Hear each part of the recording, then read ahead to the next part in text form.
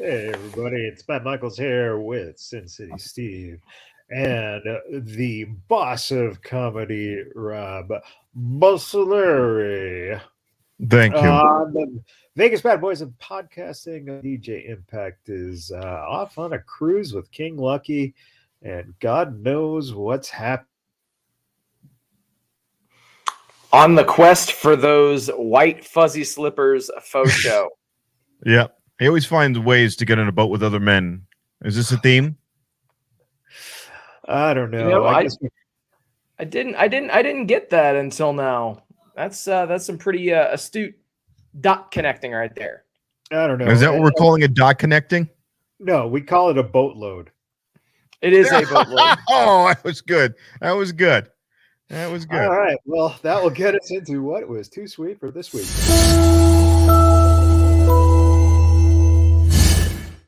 All right, Steve, what do you got for this week?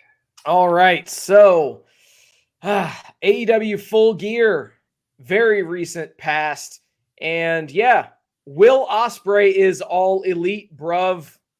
You know, Who? after finishing his New Japan dates, he's going to be debuting in AEW in March of 2024. To say that this is a big get for Tony Khan, for AEW, for the AEW fans, is a massive understatement. I will say it, and I've said it numerous times on the show. He is the best bell-to-bell in-ring wrestler in the world today. The fact is, if Will Ospreay would have signed a contract with WWE, all the people that are claiming to not know who he is, all the people throwing out tribalist statements, they would basically be dick riding the guy. They would be all over him, acting like he was the greatest wrestler of all time and that WWE just signed the greatest free agent of all time. So spare me the bullshit. Yeah, I don't know. They didn't do anything. We'll see how they use him. We'll see how they use him, but we'll see. Elsewhere, Hangman Page and Swerve Strickland put on possibly the best Texas death match or the best death match of any kind that I personally have ever seen. Obviously, we're going to have a full episode to break down Full Gear. I'm not going to go into all the gory details, but both of those guys went out there. They left everything that they had in the forum, bleeding buckets of blood, doing all manner of things. From the beginning with this storyline, these two guys have poured everything into the storyline, and it shows. The promos have been great. The interactions, both in AEW and in indie promotions. And then, of course, this possible match of the year candidate. There you go, Rob. What do you got? I mean, you can't ignore a 0 hour, but you almost have to because it was odd. We have a Kenny Kingston match, and it was good. It was a very comical match versus Jay Lethal, and he retained. Everyone retained, but we get the Christian Cage match, and I can't ignore the perv entrance where he's got all the little children singing his theme and humming it. And all I thought, like, is this sort of like Mambla celebration? I didn't know what the hell was going on there. It was really pervy. I don't know what that. And then he was hugging the kid at the beginning, and it was. Oh God, oh my God. What's the difference between them and Nick Wayne? Yeah, that's what I'm saying. It was just bizarre, and it was really too affectionate, that hug. The Timeless Tony Storm match where she shoves a metal pan up her ass and does a hip attack and literally shining her big shiny ass right in front of the ref, and the ref does a 3 count and doesn't know a shiny pan. There's a bedpan. It was so stupid. It was entertaining. The Continental Classic, we now know what it is. It'll be a Continental title, and it's going to be a triple belts on the line. So I do like that Eddie Kingston's going to put some meat on this and make it more viable. Julia Hart winning the TBS belt, great. Now we're going to do something because the rest of the House of Black lost, so she could break off and do her own thing now. MJF match was great. The way they built that match up with Adam Cole coming in there to take one for him, and of course the Texas Death Match. But the Adam Cole, that whole drama, the way they built that up was fucking toot sweet. Hey, Matt Michaels loved it so much. He had to He's think about it. speechless. He's speechless. He's speechless. But What that can we match, say? they really set that up well. They went in a really odd direction with it, and MJF sold. And it was good. Absolutely. It The only thing was. else- I was just going to say it was a good change of pace from a lot of the other stuff on the show. Right. There's one theme in across all wrestling that I noticed. Across all wrestling is we're still doing the Ric Flair matches. In other words, if the guy walks in with red ring attire, I know he's going to lose. If he's walking in with white ring attire, I know he's going to win. When Hikaru Shida came out with the white gloves and the boots, but the outfit was red, I went, she's going to lose. So they're still doing that. If they come out with purple, that's another one. That's kind of a on the fence one, but I keep seeing that trope. I don't know if I'm the only one. Is it me or?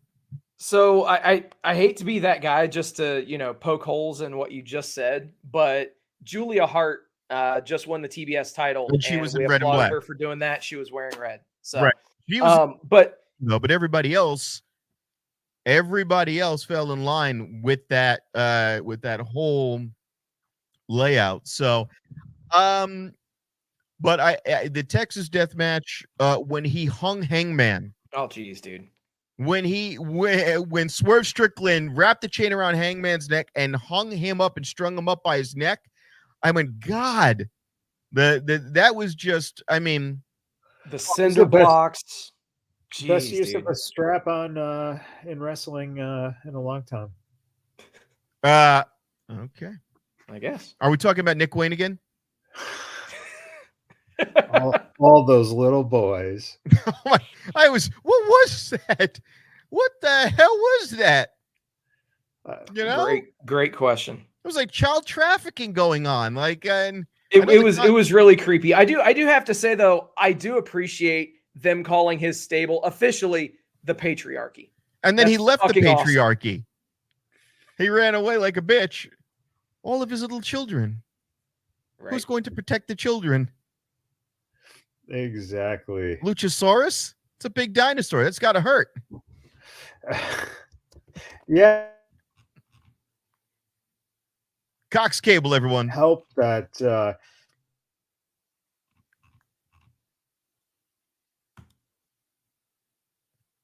So yeah, as far as other things that were pretty sweet on the show, you had made mention of it. The Jay White MJF match was pretty solid. And I think the thing what the fuck are you talking about? Solid. That was the biggest bullshit. They fucked that thing up totally. What the fuck? Why can't your connection lag out when you're talking bullshit? I don't get that. Like you're patiently waiting. Yeah, you're patiently waiting. Everything's fine, and then the internet gods wait until when you have a good point, you cut off. Exactly. And then when you want to talk shit. It was clever writing. I thought. What? I thought it was clever to go that route. I did not when he guys like snapped by the guns. And now I know he's going to make the run in. I know he's going to come in the ambulance. That trope has been done before. Granted. The fact that he put on the match, that he sold the injury, there was only a couple of times where he was standing on both legs a little too confidently, but it came few and far between. Okay. I was looking for spots where he was going to go, doing something that he should not be able to do with the injury, but he pretty much stayed with it the whole match through. There was a couple of times he's on the top turnbuckle, and he's standing, and I'm like, yeah, he should probably be limping a bit, but for the most part, he stayed with it. When you got cut off, I was saying one of the things that I was looking for was the ring attire that was going to be worn on the for his opponent, because usually if I'm seeing red or black and he's coming in with white or anything gold, usually it's like the Ric Flair method. Ric Flair would wear red when he knew he was going to lose, or he would wear blue and purple when he was going to win. So outside of Julia Hart, you could kind of pick your winners and losers throughout the night. Julia Hart was really the only Swerve, and maybe I don't remember what Swerve Strickland was wearing. He might have broke. He was wearing red too. He actually put an Instagram post up, and his gear was an homage to Bray Wyatt.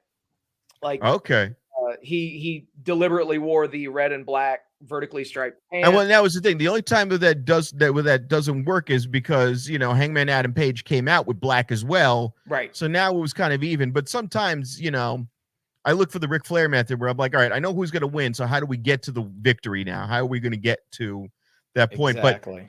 But we had a few near misses when he's not Adam Page, but Adam Cole is handing him weapons and he's botching it. And I'm like, all right, I had a few nail biters here, and I liked that. I want to be on my edge. He hands him the dynamite ring. He screws that up. Before that, he gave him the belt, screwed that up. So I was like, okay, you gave me some near misses. I was happy. I was entertained, which is the whole point of it. And also, the only setup to this, which kind of ruined it, was we knew that it was going to now be him versus Samoa Joe. They kind of buried the lead there. I will give them that. They buried the lead by putting that stipulation with Samoa Joe, because then you already knew where this was going. So it was just everything leading up to the finish. It's fucking stupid.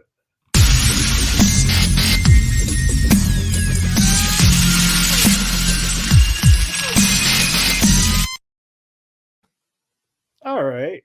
Where's the love? And I'll tell you right now, where's the love for Axiom versus Dragon Lee? That match was phenomenal.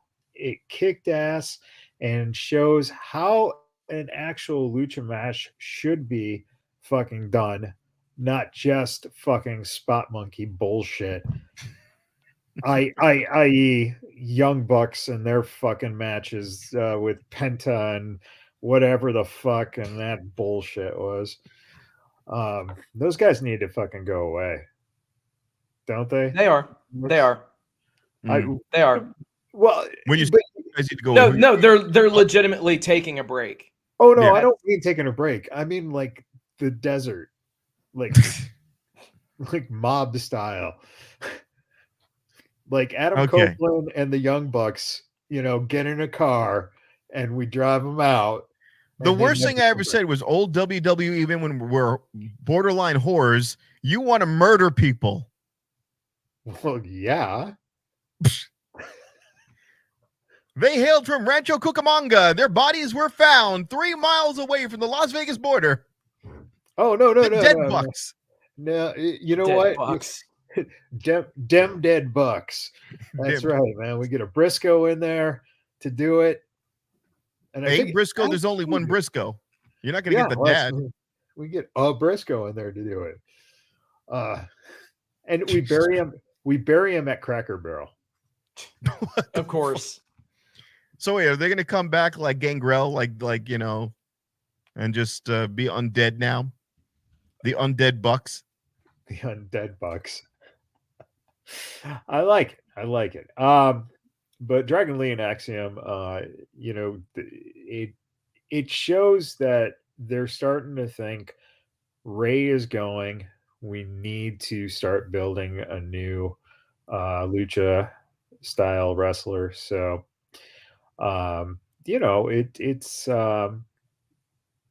it's very interesting to see them try to the Latino flavor into show. Come on, internet gods. He's got a good point here. Yeah, you're back. I guess. All right. All Latino right. heat. I heard Latino something. Yeah, no, they're just getting the Latino flavor into their shows. They really can they put him on LWO already and just get it over with? We're gonna see what the hell's going on in LWO. It looks like there might be leading towards that. So, and why is Selena Vega dressed up in like moon boots? Like I don't know, like some old Britney Spears video. I don't get what hell that's all about. Hey, why are you complaining? No, I don't know what she's there for, because she's actually a good talent. She's very good in the ring. She's being underutilized right now. She needs some love right now, because right now she's just kind of this, weeping, crying girl in the corner thing. She's good in the ring even for a diminutive size. She can fight. And if you're going to do this and you're going to have it be a stable, put her on even footing and have her get into some matches. Right now, the LWO is a secondary stable, which they're better than that. And Carlito kind of just, showed up out of nowhere, but Carlito's been good. I'm very happy. I'd like to see them more forefront. The other guy, Paris, I keep saying about using his real name because I can never remember what name they gave him. Zima Ion, we'll say. He's not even Spanish. He's Filipino.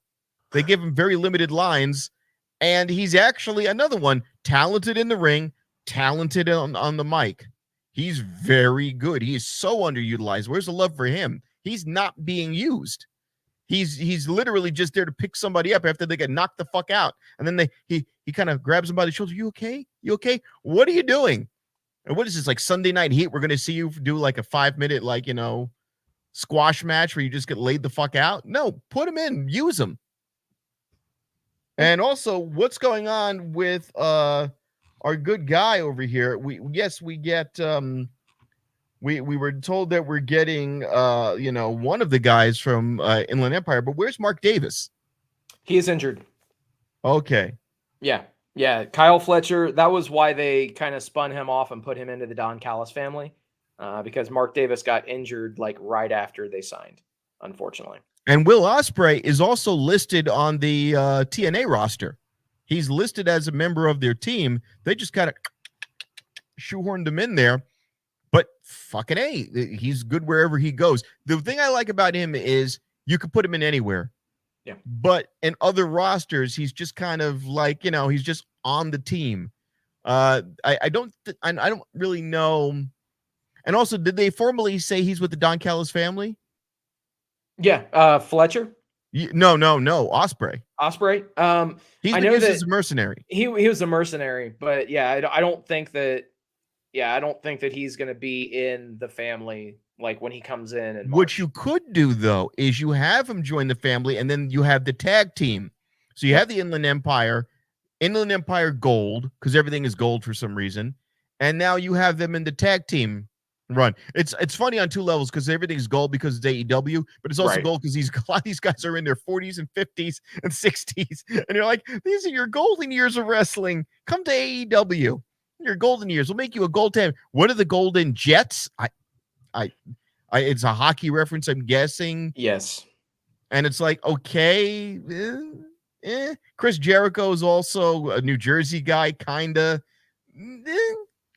Whatever. But yeah, call them Inland Empire Gold, and you'll have two Britishy, Australian sounding guys, and then bring them into the family, the Don Callis family.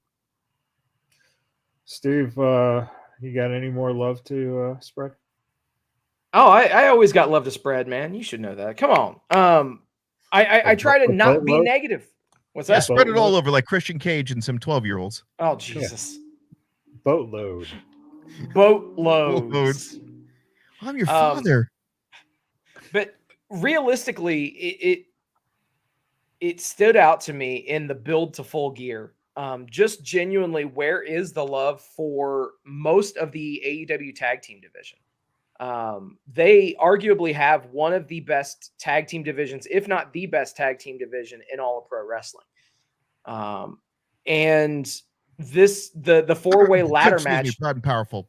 What happened? Dude, trust me, they've been doing it for forever. Squandering certain talents. But the biggest problem that I have is you had that four-way match that just completely seemed thrown together.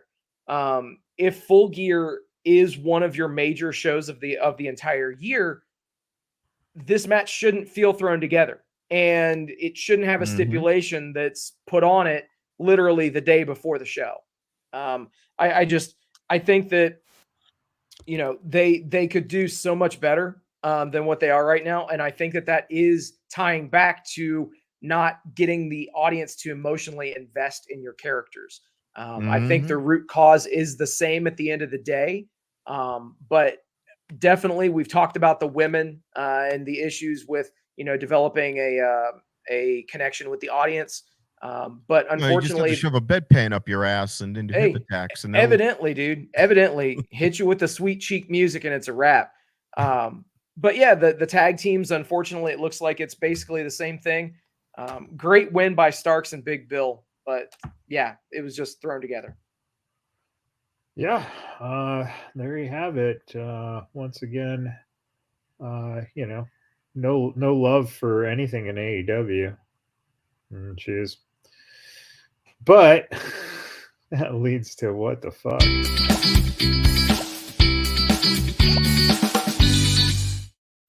Steve, what the fuck? This bullshit with referee discretion is absolutely ridiculous. In case you're not curious, in case you're not familiar with what I'm saying, during the Sting, Copeland, and Darby versus the Patriarchy match, Ric Flair interfered and put his hands on Christian Cage, plainly in view of referee Rick Knox, who happens to be known for utilizing that discretion. What the fuck?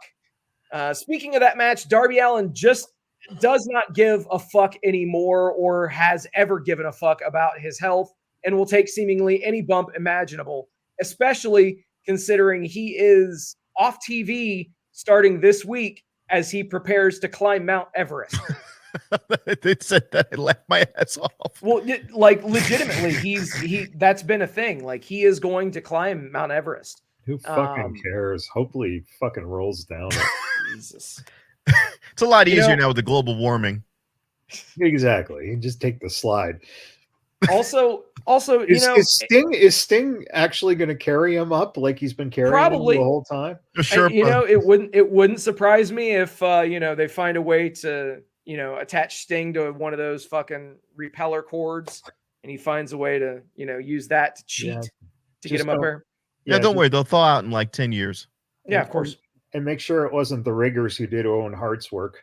Oh, jeez. Oh, hey, what? Too soon? No, but it certainly wasn't too sweet. Taking it back though, explain this fucking logic to me, guys.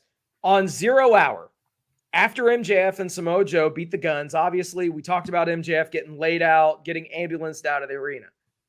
It was then determined that MJF was not cleared and would not be able to face Jay White. Right. Then Adam Cole was named as being MJF's replacement. With a broken ankle. So the guy that has a broken fucking ankle is on crutches and a walking boot. You're going to clear him before you're going to clear MJF. Array logic. And what the fuck? My God, man, it's called kayfabe. You just gotta, Stop. Well, speaking of non-kayfabe though, a scary what the fuck moment happened in Roderick Strong's match with Action Andretti on Rampage. Andretti dropped Roderick Strong with a Spanish fly right on Roddy's fucking neck. The ref did a great thing, temporarily paused the match, stopped the flow of everything, had medical actually check out Roddy in the middle of the match. It did not look good. It could have been much, much worse. And keep in mind, this was on Rampage. So it was in front of maybe 200,000 people watched the shit happen. So what the fuck, guys? So what you're saying is he's not neck strong. No, he's like a groundhog. When Roddy gets dumped on his neck, it means 6 more weeks in the wheelchair for us to top goddamn segments. You're on fire tonight. Your internet connection's not on fire, but when you get through eventually, it's fire. Yeah, the internet just wants me to come in when I have something good to say and then shut me up for the rest of it. An AEW fucking yeah. Yep.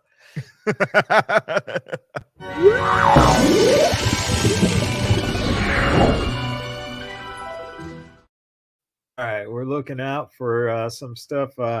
Personally, I'm looking for this build to Bailey being fired from Damage Control. It's going to be a slow burn, but they're setting it up already. Survivor Series coming up on Saturday. Looking forward to both these War Game matches. It looks like Drew McIntyre is probably going to be in the Judgment Days team in that cage match. So that should add a little more to it. That's going to be interesting to see. Miz versus Gunther should be absolutely wonderful. This is a new breath of life for the Miz. We're getting a little different character from him, a little more of a face, and a little more of new in ring work, which is Great, for a guy who's been around for as long as he has now. Zoe versus Rhea is set up really nicely, and Chase U seems to be falling apart a little bit after losing the tag titles. So that's some That was stuff to fast. look at. Yeah, well, they've been setting up a little something. Chase has done something, and we're gonna find out that I don't know, man. He might be a fraud. Might be. Dun, dun, Okay. dun. Yeah, I've never heard of anyone doing a university and being a fraud.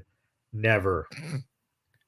I don't And know what you're maybe talking about. Never ever did we ever have a university. We had the best universities. We never had a fraud university. In fact, it was one of the finest universities, I've been told by many people who attended, finest universities that they've ever seen. yeah. So we'll see what happens with Mr. Chase. That's what you call a freebie. That was like a layup. That was like an alley oop. Absolutely. Here you go. Set it up, slam it down. T-ball. All right, Steve, what are you looking forward to? We did mention the Continental Classic tournament earlier. I am looking forward to that. It's going to be AEW's version of the G1 Climax tournament. Bryan Danielson, Andrade El Idolo, Mark Briscoe, Eddie Kingston have all been announced. They really do need to announce the other 8 names in this tournament as soon as possible. Seriously. It starts Wednesday, and, putting out the remaining AR names. Fox. It probably fucking will be, man. But it is good Action that Eddie. Andrade. That Yeah. is him, right? Action Andrade, or is it? Action. No, believe it or not, they are 2 separate people. Oh, Shockingly wow. enough. But yeah, Eddie Kingston will be putting his New Japan Strong Openweight and Ring of Honor World titles on the line in the tournament. So whoever wins the tournament will be those champions as well, which is pretty cool. We already talked about, the Darby Allin thing. Also, we mentioned the Young Bucks taking some time off. I am looking forward to seeing what names they showcase in place of those guys that are going to be off TV. Omega, Jericho, Moxley. It would be nice for them to be able to actually, build new stars and solidify people that aren't on the show on a consistent basis. Yeah, like Sonny Kiss or Joey Janela or all the guys that are going to be featured and we're never going to sign WWE guys. Sonny Kiss is a proud member of the Impact roster now. That is correct. Absolutely. Where he can get all the impact he wants. Well, definitely. It's more TNA now. So yeah. Okay. Does he have the T part down? I don't know, but he's definitely got the A. Oh boy, no. Yeah. All right. What are you looking out for, Rob? We're talking about LWO, Santos Escobar, or excuse me, Andrade El Idolo Part 2 with that ridiculous outfit. This is what Spanish people are to WWE. They're all like Colombian drug lords with white suits. But that could be interesting. That could carry us through for, a couple of pay-per-views. I'm looking to see Carlito become the leader of the LWO and kind of take that spot. As far as Drew McIntyre is concerned, there was something very interesting. They said they were going to give JD McDonough the official entrance in, and then they never did. So something tells me they're going to do a swerve and give it to McIntyre instead and make, McDonough get coffee again. So I'm actually specifically looking for that screw over because remember, I'm gonna give him his t-shirt. Like, really? A t-shirt? You cheap fuck. Well, and remember too, Damian Priest said he's the leader. Right. I said that out of anger. Yeah. But they've all done that. They've all done that because she's done it. Hey, I'm going to put you all in a bloody match. And you're like, meanwhile, freaking Finn Balor's like, hey, since when did I become the little jerk off? Like, when am I the wanker of the team? Because he doesn't do anything now. He just gets dragged along. But I'm interested to see what is going to happen with that. As far as Paul White, I hope they found him in the parking lot with that awful spill, and then you never saw him again. They didn't even wheel him into the ring to raise his arm. So, and I don't know why they were dressed up like Yakuza, except for the video game. But I'm interested to see how long they dragged this Golden Jets thing out, because the Golden Jets just came out of nowhere. It literally feels like the Odd Couple. Like, he's 50 years old and Canadian. He's 45 years old and Canadian. Look what ensues this week on the Golden Jets. See how long that lasts until they break that up. Where do you go now if you're Hangman Adam Page? I'm actually curious to see what comes next. You already covered the new Japanese trio that's going to be on SmackDown, because that's what it's going to be. They're going to beat the cripple up. And why is she the translator now? Well, because she needs something to do. Right. What, can she even fight anymore, or is she just the translator now? I don't know. We're gonna see. Again, why not a Swerve? Why not have her be the leader of the damn faction? Well, first of all, she looks like a freaking cripple at this point. She looks like she's got like muscular dystrophy. I feel like they want to do a 24-hour telethon in September for her. I mean, I hope she gets better, but she's got the knee brace and she's not fighting. I'm like, Jesus Christ. And then, they're going to beat the shit out of Bayley. I just want to see how it's going to play out, how they screw Bayley over, because it's got to be in tremendous fashion. And then I guess, where do they go from here? When they brought in Becky Lynch to join, I'm like, meh. What I was actually curious about was Cody Rhodes invading SmackDown, if you want to call it that, to help out. It kind of came out of nowhere, and it's building up the riffs for Survivor Series. Yep. That's interesting to me, because they have to keep Cody busy until we get to WrestleMania season. Yep. Right now, this is just keep him busy for a while. War Games is definitely going to be part of that. All right, just call it War Games, by the way, instead of Survivor Series at this point. Yeah, exactly. All right, Best in Show.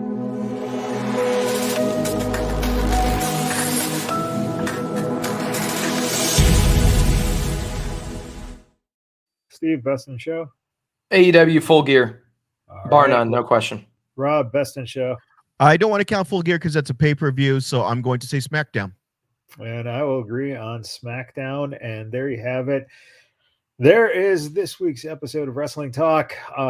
If you're watching us live on the streaming, you can tune into full 3 count here. We're going to do a Full Gear little special here with a couple other folks joining us, and should be some interesting talk going on there. And if you're 12 years old and there's a Canadian man who's got you locked in a basement forcing you to sing tunes, please scream for help or dial 911 on your cell phone.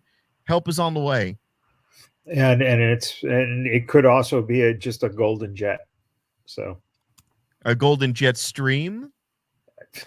Hey man, that's a boatload. All right, everyone. I love that. If you listen on the podcast, on your favorite podcast app, you can tune in to 3 count tomorrow. And until then, everybody, as DJ Impact would say, happy wrestling.